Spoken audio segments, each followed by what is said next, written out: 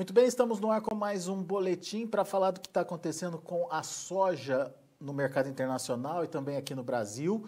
Destaque hoje é uma sessão de recuperação de preços lá em Chicago, altas de 4, 5 pontos nos principais vencimentos. Uma recuperação que começou aí na última sessão, está se confirmando, portanto, mais um dia de recuperação nessa sexta-feira. Mas a gente teve aí ao longo da semana o mercado oscilando de formas diferentes aí. No final das contas, a gente está encerrando praticamente muito próximo daquele patamar que a semana começou, dos $9 por bushel. Vamos entender o que aconteceu em Chicago e, mais do que isso, o que pode vir a acontecer com o preço da soja daqui para frente. E nessa análise, quem nos ajuda é Fernando Pimentel, da AgroSecurity. Está aqui o Fernando com a gente. Bem-vindo, meu amigo. Obrigado pela participação. Olhando Chicago hoje, essa recuperação das últimas duas sessões, a gente vê que foi uma semana de toma lá da cá, cedo um pouquinho, mas depois você me devolve. Enfim, Fernando, qual que é a sua análise da semana? Oi, Alexander, boa tarde a todos. Bom, nós tivemos exatamente o que você falou, nós tivemos duas sessões de queda na terça e quarta e agora quinta e sexta de alta, então nós temos praticamente uma semana neutra, né? Em cima de embarques dentro de uma normalidade nos Estados Unidos, já, né, movimentando um volume bom, mas aquela história, ainda tem um estoque muito grande, e o mercado ficou ali travado nessa casa do 9. Está ótimo, diante das circunstâncias, né, de até uma expectativa positiva de embarques de vendas dos Estados Unidos. Agora parece que vendeu hoje 200 e poucas mil toneladas para a Indonésia, ou enfim, algum país, não é a China, nos Estados Unidos. Então, eu acho que é importante entender que a situação para lá não tá nada ruim. A safra americana indo bem também, isso é importante ressaltar, que nós temos uma evolução positiva. Deve ter aí, agora já vamos ter nos próximos dias outro relatório, né? E vamos vendo aí a safra americana evoluindo para uma safra muito boa e mais uma evolução nos estoques lá dos Estados Unidos, né? Mas dá para ver alguma tendência dos preços lá em Chicago, Fernando?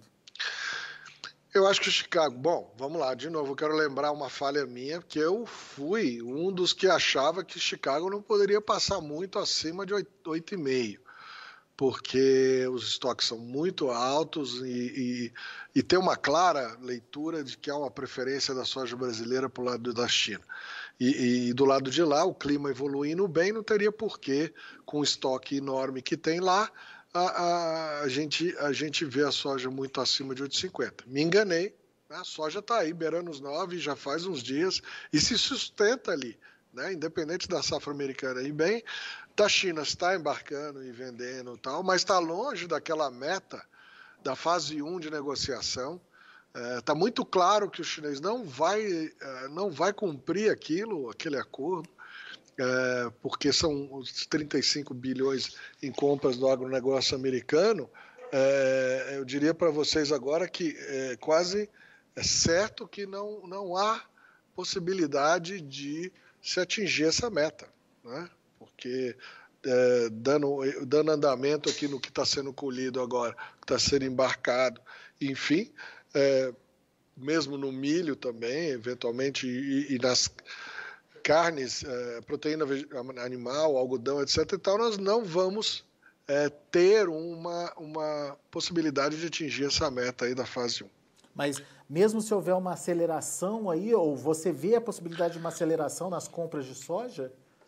Não, eu acho que vamos escalar essas compras aí dentro de uma normalidade, né? Dentro de um perfil de compra de safra normal, sem grandes sobressaltos. E como tem sido embarcado muita coisa aqui pelo lado do Brasil, vai sobrando menos espaço lá. Aqui o ruim é que para cá nós estamos com muito pouca soja para abastecer a indústria de esmagamento local, nossa, E aí nós vamos provavelmente ver algumas plantas parando de processar já agora no final de setembro, provavelmente, talvez algum caso específico antes, mas vamos estar vivendo essa situação, né? Por falta de matéria-prima.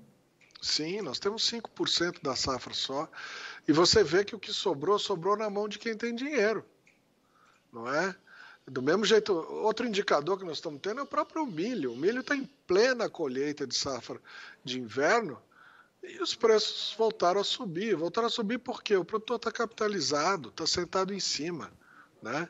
E na soja, então, que tem 95% vendido da safra velha, já temos um volume grande. Eu acho que é importante olhar também a safra 21, já está com volumes bem vendidos e você olhar o prêmio de quase de $1,50 para vencimento julho 2021, né? Nós temos inclusive prêmio positivo de 25, 30 centavos na soja entre setembro e novembro de 2021, que indica que o chinês está pagando até um pouco mais caro na nossa soja, já chegando na entre-safra, em comparação com o que pagaria na safra americana nova, que estaria entrando em setembro de 2021.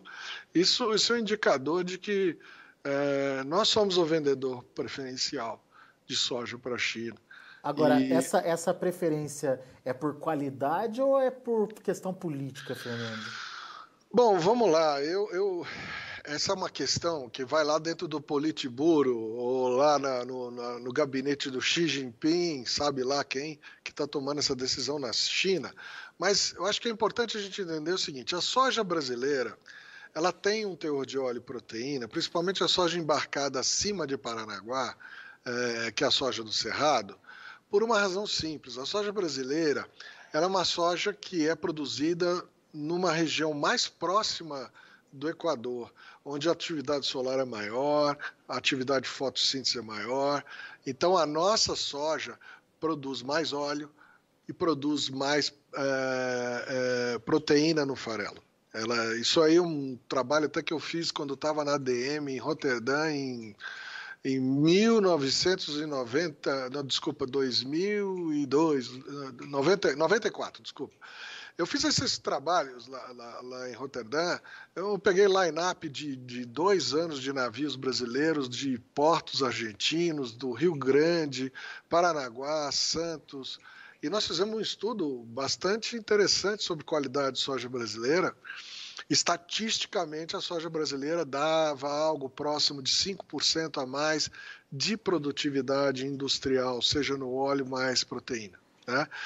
Isso é um valor que não pode ser desprezível. Isso comparado principalmente com a soja argentina, tá?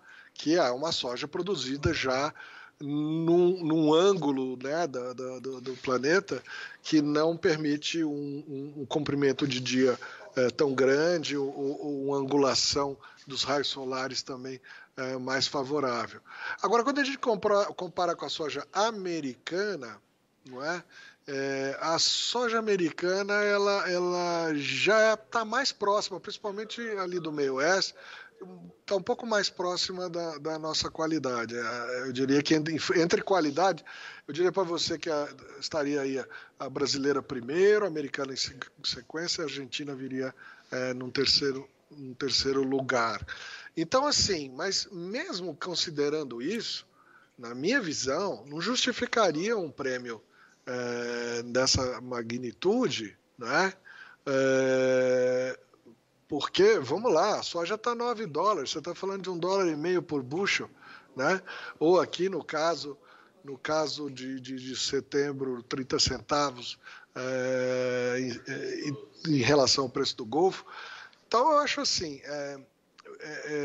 tem um viés político, na minha visão, né? Uma preferência clara pela soja brasileira. Se é uma estratégia do chinês para pôr uma pressão no meio oeste americano, para talvez tirar um pouco de voto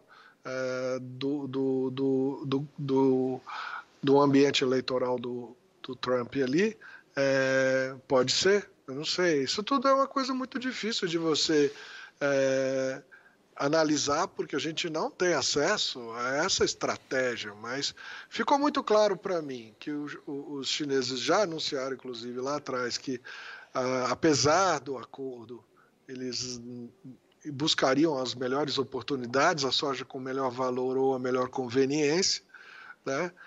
E aí a gente vê que nesse binômio conveniência-valor eles deram uma absoluta importância e dominância na soja brasileira, aí, né? Preferência para os seus embarques. Ganha conveniência, no caso, então, porque a soja brasileira está mais cara que a americana, Fernando. Se pensarmos pelo viés aí de geopolítica, estratégia, e vamos lá, convenhamos, nós estamos tendo vários problemas, vários embates diplomáticos entre China e Estados Unidos. Tivemos a questão do Covid, o americano chamou de vírus chinês, aí você tem agora a questão da espionagem na embaixada do consulado lá do Texas, e aí o chinês vai lá, fecha também o consulado americano. Aí tem toda a questão no Mar do Sul da China, a questão da frota americana fazendo exercícios lá com o Japão, Coreia, e aí isso daí é uma guerra fria de novo. Então, numa guerra fria, é lógico, todas as armas podem ser utilizadas, dentre elas também a força comercial, o interesse comercial. Tem toda aquela briga também com relação ao Huawei, a questão do 5G. Essa semana também se discutiu essa questão de que, né, de certa forma, os Estados Unidos estaria pressionando a Inglaterra a criar restrições para essa tecnologia da China, que o Brasil também estaria sendo influenciado nessa linha. E aí, tudo isso está na mesa. E aí, a hora de uma empresa chinesa comprar soja aqui no Brasil, pode, se for uma empresa estatal, lógico, pode seguir uma orientação mais da conveniência geopolítica e comercial do Estado chinês. Muito bem. Agora, você citou dois números importantes aí da gente analisar. Os prêmios positivos para 2021. Você citou julho de 2021, 150 pontos ou 1,50 acima aí. E para setembro de 2021, de 20 a 30 pontos também acima do valor de Chicago. Do Golfo, né? Aí do preço pensando aqui nos prêmios do Golfo. Já trazendo para o mercado físico. Tá. Descendo o Mississippi ali na região do Golfo do México. Tá. Mas é um diferencial positivo para a soja brasileira. Mas isso já atrai o vendedor brasileiro aí para a ponta vendedora para participar desse mercado, Fernando? Já é suficiente para isso? Já estamos bem adiantados na safra 21. Historicamente, nunca tivemos um volume tão grande vendido na safra futura. Então, é um sinal de que o produtor está colhendo esse valor. Nós tivemos muita operação de barter. Esse ano o barter foi muito bom, a paridade com fertilizante foi bastante positiva. Isso moveu o produtor para o mercado, levou o produtor a fixar mais. Regiões do país onde o barter nem tem uma tradição estão começando a operar mais volumes nesse empresas, inclusive distribuidores de insumos que ainda nem experiência têm nessa área, estão começando a testar suas operações, exatamente porque o produtor quer começar a travar safra nova com essas oportunidades aí que estão surgindo. E vale a pena realmente ir fixando, porque se você olhar essa safra desse ano, e aquilo que eu falei do milho é uma prova disso, nós temos produtores, por exemplo, em Goiás, com a área 100% de área própria, com 35%, 40% de resultado operacional. Arrendatário com 25%, 20%, que são números muito bons para arrendatário, 15%. Aí, é lógico, eu não estou tirando aí, eu estou tirando o investimento, a compra de máquina, parcela de máquina, eu estou falando de resultado operacional. Ainda tem as despesas pessoais dos produtores rurais, etc. e tal, mas são resultados muito bons, né, historicamente falando. São anos seguidos aí de bons preços para o produtor brasileiro. Quem colheu bem, de fato, tá muito bem. E isso reflete lá no milho, conforme eu falei, que ele senta em cima da soja, praticamente já realizou toda a operação da safra velha e agora praticamente está com a soja, o milho segunda safra para vender e está querendo mais. Está vendo que os frigoríficos estão vendendo bem a exportação de suínos, gado e aves, e estão também querendo sua parcela ali do milho. O produtor está numa posição muito confortável, viu? Tirando, lógico, aquele pessoal do Rio Grande do Sul que teve problemas de colheita, estão tendo que renegociar suas dívidas e tudo mais, mas na média, o sojicultor brasileiro está realmente indo bem. Agora, essa venda futura, ela tem que estar necessariamente casada com a compra de insumos, Fernando? Não. O que ele pode fazer? Não, nos grandes produtores, normalmente essas operações são feitas em separado. Ele vende a soja antecipada, ele capta recurso no banco, ele compra o fertilizante, ele tentando calendarizar suas operações mais ou menos casadas, pagamento, venda da soja. Isso é uma recomendação que eu sempre dou para o produtor, não cruzar moeda, coisas do gênero.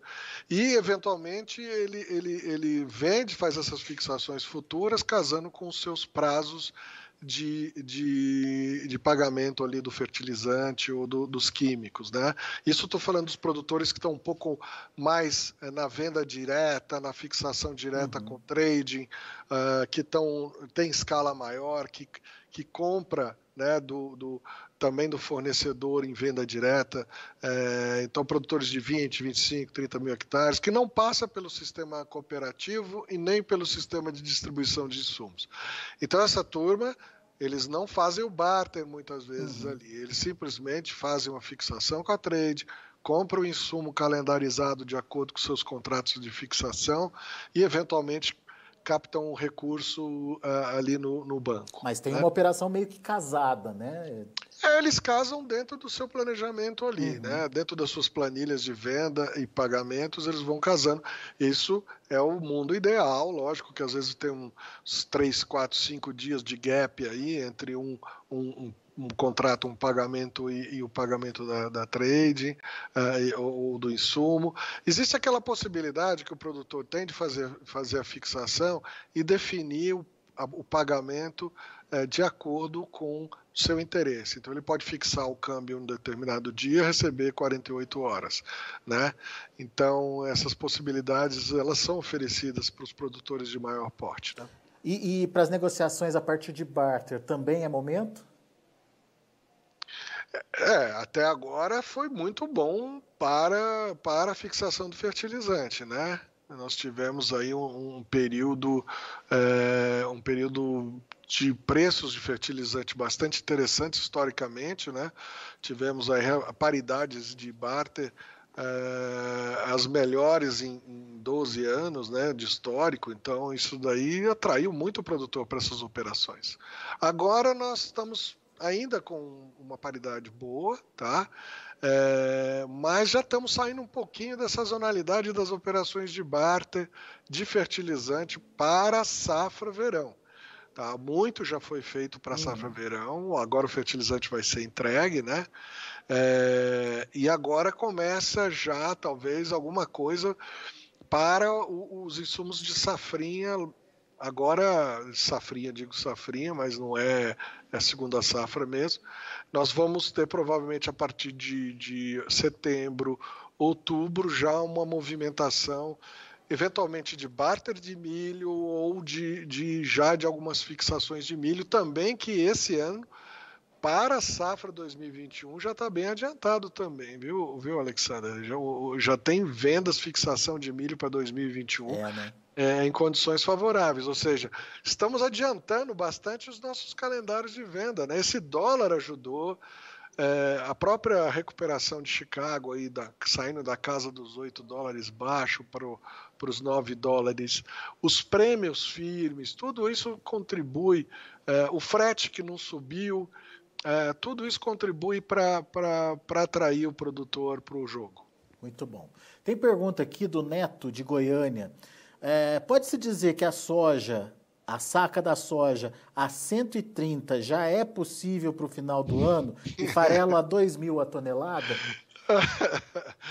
Olha, aí é aquela pergunta, se fosse assim, olha, a gente nem precisava trabalhar, a gente comprava posição no mercado futuro ou no câmbio e ficava sentado tomando cerveja. Eu vou dizer para você, é difícil dizer que vai chegar a 130. Nós precisamos que o câmbio, para chegar a 130, o câmbio vai ter que estar na casa de 5,60, 5,50. Nós vamos ter que continuar com os prêmios firmes desse jeito, né?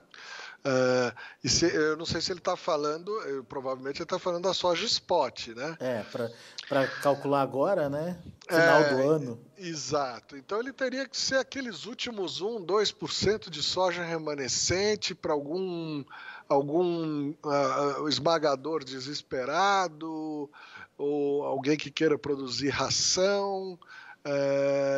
Então, e que esteja ali, que tenha condição de fazer esse trabalho de produção ali, do farelo principalmente, né? Aí já estaria no indústria de ração o pessoal de farelo, mas de fato dependeria um pouco do câmbio, né? E dessa conveniência de pegar a venda de oportunidade. Essa não estaria nem olhando para Chicago mais, não é? Nós estaríamos aí falando praticamente de um mercado interno,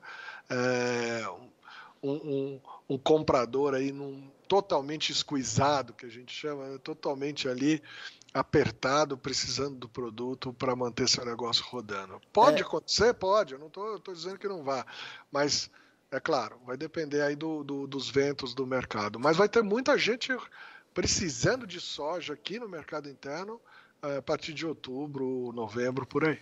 Você falou do câmbio, né? Que seria um dos pontos importantes para fazer esse valor chegar no 130.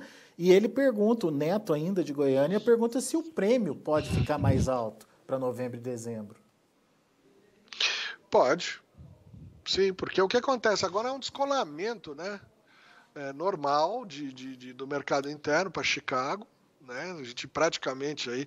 Por isso que se fala aí de criar um contrato brasileiro na B3, justamente porque historicamente a partir de junho, julho, o mercado já começa a descolar de Chicago para o mercado interno, os prêmios já ficam bastante firmes para atender o mercado interno. Então realmente seria interessante ter um contrato que refletisse mais nosso mercado aqui. Mas esse prêmio, essa alta de prêmio, não teria um teto aí? A partir desse teto, não compensaria, por exemplo, importar soja, Fernando? Sim, poderia. Poderia ser uma alternativa. Tem um limite para a alta aí desse prêmio.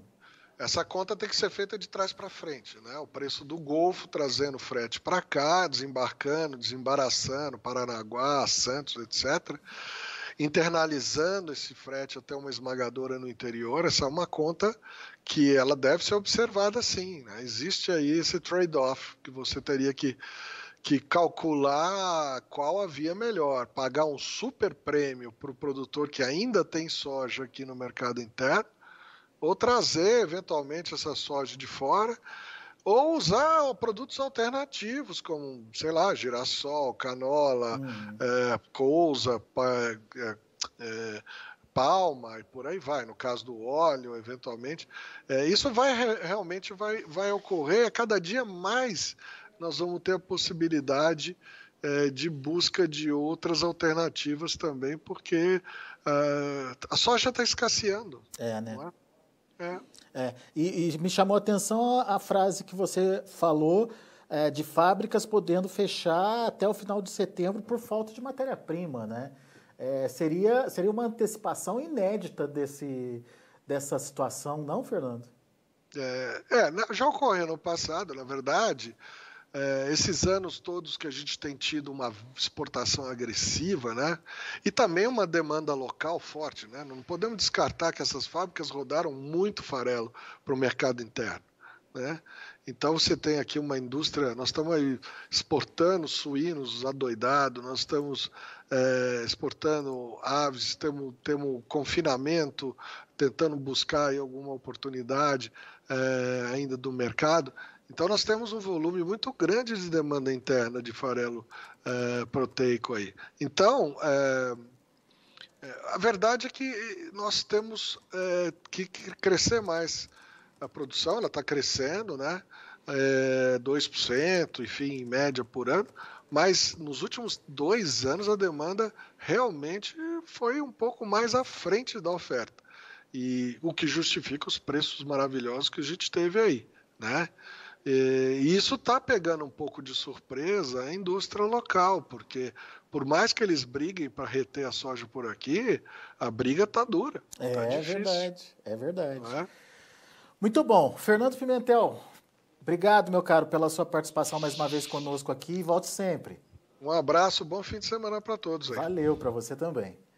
Tá aí, Fernando Pimentel, AgroSecurity, analisando o mercado da soja aqui com a gente, as expectativas para o mercado em Chicago, as expectativas para o mercado interno, essa valorização do prêmio, quando comparado lá com o que se está pagando lá no Golfo, né, de um prêmio até 150 pontos maior para o vencimento julho de 2021, de 20 a 30 pontos maior em relação a setembro de 2021, ou seja, a soja brasileira mais cara que a americana e ainda assim tem essa demanda já acontecendo para o ano que vem por parte dos chineses pela soja brasileira.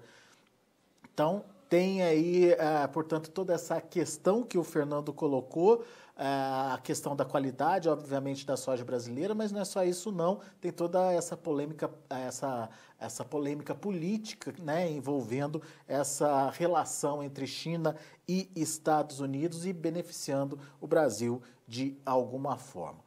Bom, vamos aos preços, vamos ver como estão encerrando as negociações lá na Bolsa de Chicago. Você acompanha comigo na tela, agosto subindo 5 pontos mais 75, alta de 5 pontos mais 75, fechamento a 8 dólares e 97. Para setembro, 8 dólares e 90 centes, 3,5 de alta. Para novembro, 8 dólares e 92, 4,25 de elevação. Para janeiro, 8 dólares e 98 centes, uma alta de 4 pontos mais 25 também. Vamos aos números do milho. Para setembro, 3 dólares e 16 centes por bushel, subindo 0,25, a mesma alta para dezembro, que fechou a 3,27. Março continuou no mesmo patamar dos 3,38 de ontem. Maio, 3 dólares e 46 centes por bushel, alta também de 0,25. Vamos aos números do trigo. Trigo também encerrando de forma positiva hoje. Setembro, 5 dólares e 31, subindo quase 2 pontos. Dezembro, 5,38, 2 pontos mais 75. Março, 5 dólares e 45 centes por bushel, 3,25 de alta. E o maio de 21, 5 dólares e 49 centes por bushel, 4 pontos de elevação.